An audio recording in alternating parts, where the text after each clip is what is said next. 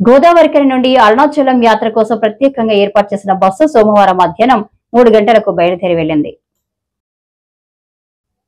ఈ సందర్భంగా Karimnagar zone ED P Solomon, RMB Raju కని బస్టాండ్ ను సందర్శించి డిపో మేనేజర్ నాగభూషణంతో కలిసి అరుణాచలం బస్సును ప్రారంభించారు. అనంతరం వారు మాట్లాడుతూ స్థానిక ప్రజల నుండి వచ్చిన విజ్ఞప్తుల మేరకు అరుణాచలం యాత్రకు ప్రత్యేక బస్సును ఏర్పాటు చేసినట్లు తెలిపారు. ఈ రోజు బయలుదేరి వెళ్లిన బస్సు రేపు సాయంత్రం వరకు అరుణాచలం చేరుకుంటుందని చెప్పారు. సురక్షిత ప్రయాణం కోసం ప్రయాణికులు ఆర్టీసీ సేవలను వినియోగించుకోవాలని కోరారు. తీర్థయాత్రలకు వెళ్లాలనుకునే వారు డిపోలో సంప్రదిస్తే ప్రత్యేక బస్సును కేటాయిస్తామని చెప్పారు. మరి అరుణాచలానికి గత 3 సంవత్సరాల నుంచి బస్సులు ఆపరేట్ చేయడం జరుగుతుంది. మరి గోదావరికని డిపో నుంచి కూడా మొట్టమొదటిసారిగా ఏసీ సర్వీస్ ఆపరేట్ చేయడం జరుగుతుంది. ఇది 4 రోజుల యాత్ర. మొదటి రోజు గోదావరికని నుంచి బయలుదేరి రెండో రోజు ఉదయానికి కాణిపాకం చేరుకుంటుంది. అక్కడ విఘ్నేశ్వర దర్శనం అయిన తర్వాత సాయంత్రానికి golden temple, Vellore golden temple వెళ్ళడం జరుగుతుంది. మరి అక్కడ మంచి లైటింగ్ షో అంతా టెంపుల్ దర్శనం చేసిన తర్వాత అరుణాచలానికి రాత్రికి చేరుకుంటారు, రెండో రోజు రాత్రికి.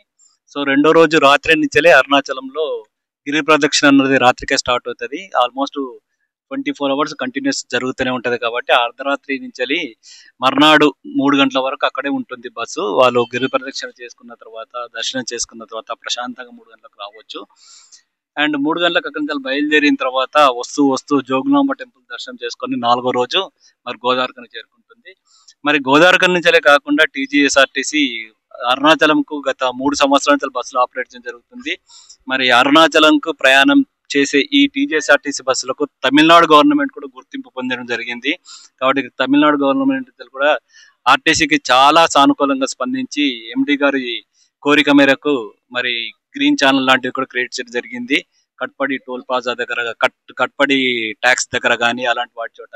సో ఇదే కాకుండా ఈ హైదరాబాద్ నుంచి టీజీఎస్ఆర్టీసీ బయలుదేరే ప్రతి బస్సును కంప్లీట్ మానిటరింగ్ పెట్టాము. అంటే ఏ గంటలో ఏ బస్సు ఎక్కడ ఉంటుంది, వాళ్ళు ఏం చేస్తున్నారు, ఇలాంటి ఫెసిలిటీస్ అన్ని పెట్టడం జరిగింది. అదే కాకుండా కాణిపాకంలో ఫాస్ట్ గా దర్శనం చేసుకోవచ్చు, గోల్డెన్ టెంపుల్ లో ఫాస్ట్ దర్శనం చేసుకోవచ్చు.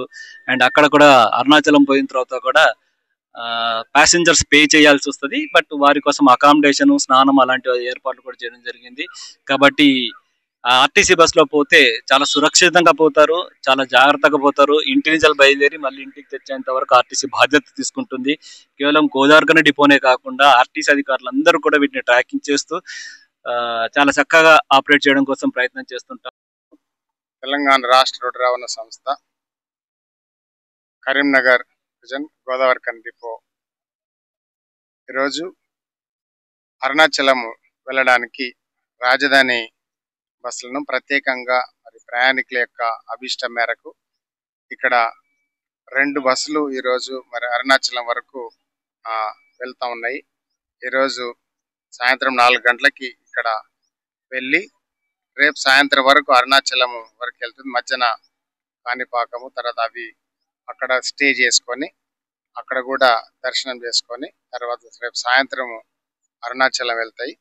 సో తర్వాత రేపు నైట్ అక్కడ వెళ్ళిన తర్వాత ఎల్లుండి గిరి ప్రదక్షిణ, తర్వాత అక్కడ ఉన్నటువంటి టెంపుల్ అక్కడ చూసుకొని దర్శనం చేసుకున్న తర్వాత ఎల్లుండి మళ్ళీ నైట్ అక్కడ వెళ్ళి ఇక్కడ 12వ తారీఖు మళ్ళీ తిరిగి బస్సులో రావడం జరుగుతుంది.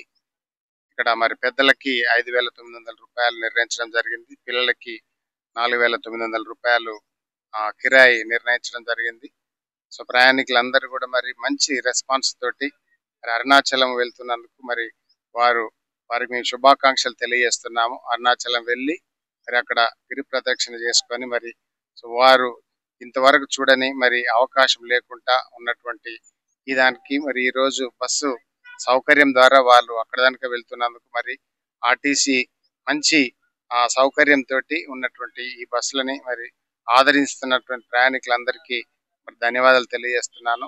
ఈ కార్యక్రమంలో డిపో మేనేజర్ నాగభూషణంతో పాటు రాజు, రాజిరెడ్డి, స్వప్న, లక్ష్మి తదితరులతో పాటు ప్రయాణికులు పాల్గొన్నారు.